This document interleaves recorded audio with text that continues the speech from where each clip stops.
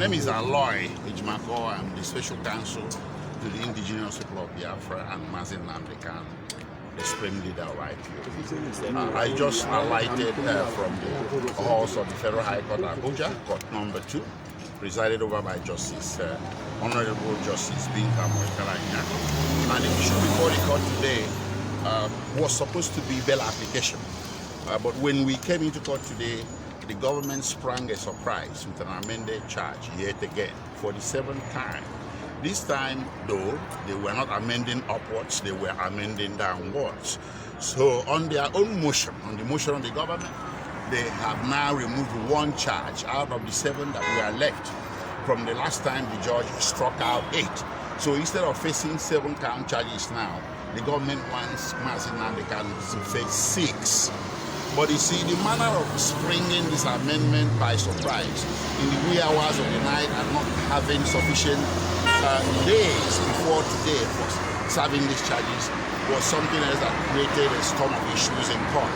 So what happened at the end of the day, to cut a long story short, is that the amendment was kept in abeyance and the court is going to proceed with what it had before, which was the 7 charges. Because if the amendments were accepted today, then there would have been necessity, a procedural necessity for taking a new plea, and that everything would have started de novo, started anew, and there was nobody would accept that as not being manifest injustice. So the court put aside that amendment and decided to proceed with this case, and also with the interlocutory application, the bail application.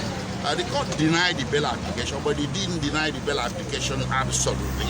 The court, in its wisdom, says it wants to hear the full story of Mazi Nnamdi Kanu to skip his trial back in 2017.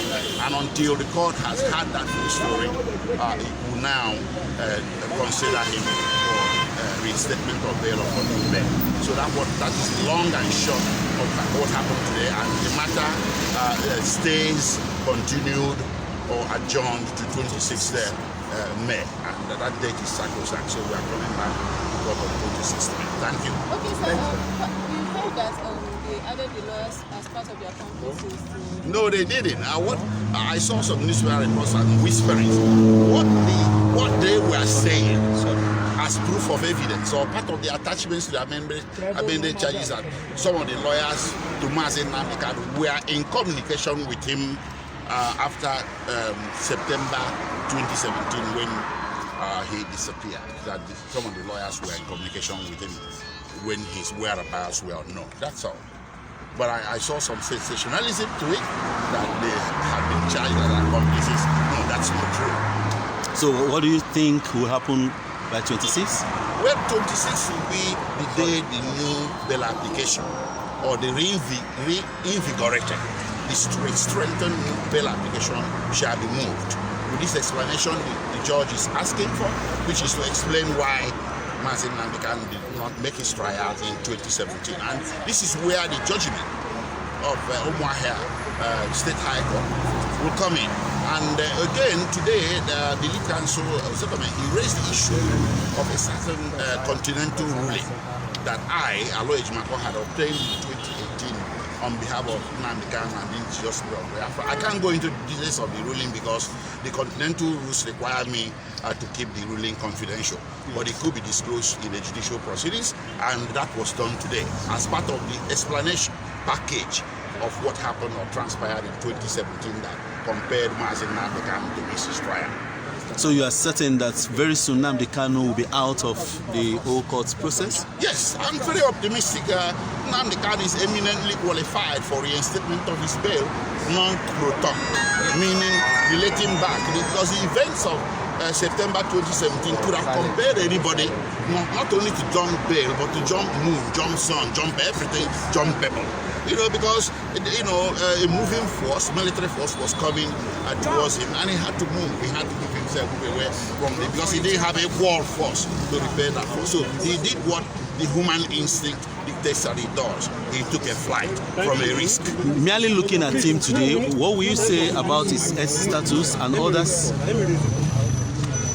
I said we are looking at him today. What will you say of his health status? His ex-status. His status? As Health. looking at him today. The health status cannot resolve his health conditions cannot resolve on their own.